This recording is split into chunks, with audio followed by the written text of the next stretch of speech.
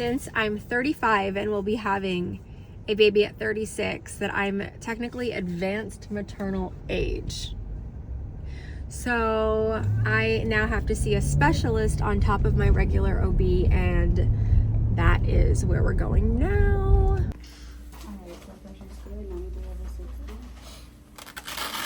What's your fear currently? Are you having any fear or any anxiety? Nothing yet.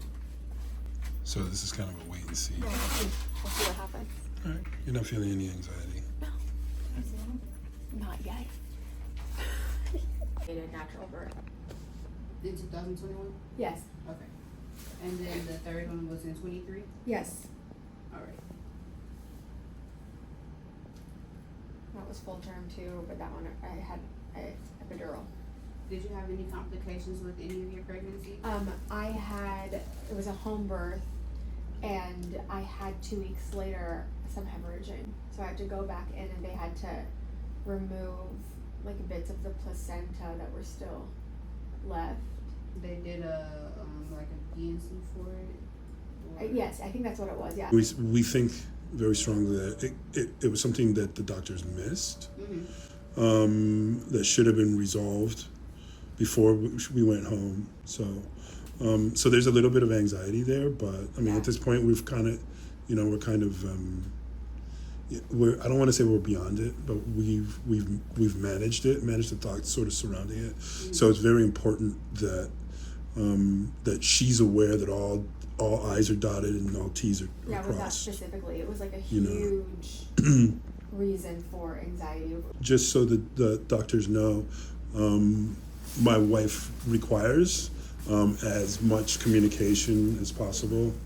After the baby's delivered, just to make sure that there's full disclosure about any and all things. So Gotcha. Yeah.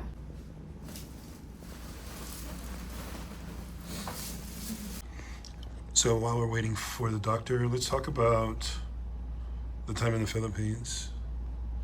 How you were feeling at that time, like how you feeling now in relation to then? A lot more secure.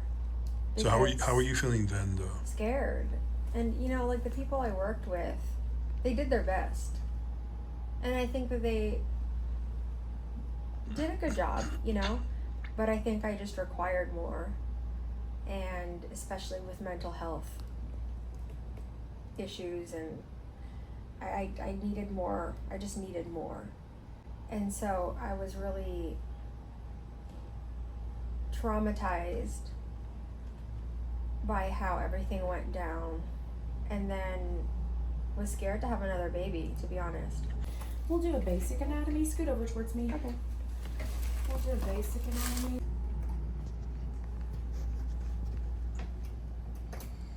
What's the difference between this this procedure and just going to a regular OB? Oh yeah, I am actually really curious about that. Like, We why do a more detailed look at the baby than a regular OB does. do you at have the the heart same? and the brain and everything else.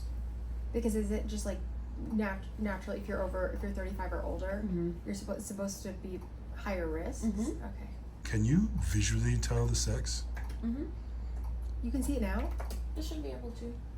But you're not going to say anything? I can. Oh, is that a spine Why already? just know? Let's just find out, and then let's just do it. How dare you? Why? How dare you even? What? You don't want to just throw third You sassy Kathy. Let's just find out. How dare you? Come on. Well, I don't want to pressure you though. I really don't. This is your experience. too late.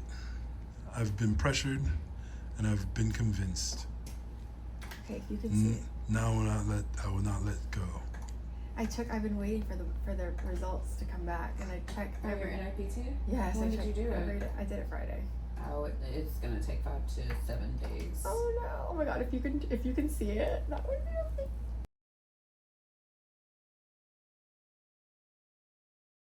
That's not their She was position. like poker face the entire time during the anatomy. Oh, like. Yeah. Because her job is to extrapolate information, get it set up, tee up the doctor, and the doctor comes in and sits in. And I mean, this is what allows a doctor to do multiple visits or whatever, go out and not have to sit here and go through all the meticulous stuff. Do you see me as often as my regular OB? So I want to see, no, but I do want to see you again in about 6 weeks' time. Okay. Because then we can look at the heart in a little more detail and look at certain anatomical features in a little bit more detail. We don't see anything that looks abnormal. In fact, everything looks very good. Mm-hmm. But you do need to be a little bit further along to look at specific anatomical issues in the fetus in a little more depth. Okay. So that's simply to address, challenges that you've seen in the past. Yeah, look, 3 to 5% of babies, or 3% of babies are born with birth defects. And I'm not seeing anything, but we are going to look for that. Everything that we see at this point looks fine. The spine, the brain, the limbs. The heart at this point looks normal, but you do need to be a little bit further.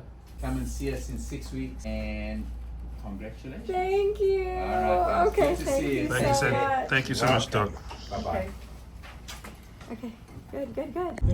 All right, so we just completed our first elder pregnancy appointment. Babe, what are your thoughts? I have mixed feelings. I don't love the name elder, especially because you're 35. And you're spry and more energetic, beautiful than anyone in their 20s, right? So when they start throwing around geriatric and elderly, it feels antiquated, right? You don't feel good. It feels antiquated. But that said, right, there are risks, right, of having a child when you're slightly more advanced in age. And as you know, when I started doing research, I found out that like even just a few years older increases the risks more and more, like exponentially. Right? Really? Yeah, like more. By the time you're in your 40s, like the risk can be pretty significant. That said, right, they have ways to negate the vast majority of the risks. Yeah. Right, which is awesome. That's why it's so important that you do elder screening and such, because I wish they would call it something different, first of all. Uh-huh. And secondly, I wish that the government would provide funding to make it accessible and not like ageist discrimination, because it is something that is needed, in that like the risks can go up, not for everybody, but better to be safe than sorry. You don't ever want to like look back and think, oh gosh, I could have caught this. Well, if you're 35 and older, it's double the cost of a pregnancy if you're under 35. And it's hard because, you need to get extra meticulous screening to see if you have these age-related complications. I wish you didn't get charged for it until you found out you had a complication. Crazy. It's kind of crazy. You walk in there and they're like, give me your credit card. And usually, like, we get billed. But This was a lot. no, it's significant, and we have great insurance. Yeah. Yeah, still, like, the average individual is going to have difficulty or have to think twice before they go and do this. So what? It's like you can't do it, then you are potentially putting yourself and your baby at risk. Absolutely. Because you just won't know. You won't know, and there could be a defect, right? Now, they said something along the lines of 3 to 5%, right? But still, But 3 to 5% will have a defect, but still, like, that 3 to 5% changes when you're talking about being advanced in age. Mm-hmm. So it's just, I lament, those who don't have the resources It's crazy to me. the access to be able to do this, because we're walking away feeling so much better about the whole entire process. Oh yeah. Like, I have to say, like, while I don't enjoy the cost or the terminology, I love the process.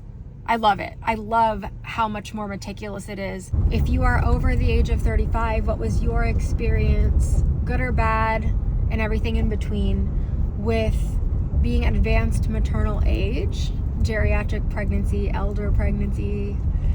We want to know, so talk to us in the comments. I also want to know, like, for those of you who didn't have the access or have the ability to do this, how did it affect your pregnancy, your peace of mind, the outcome? We'd love to hear some of the stories that you guys have experienced. Yeah. Okay, you guys. Till next time. Bye. Peace.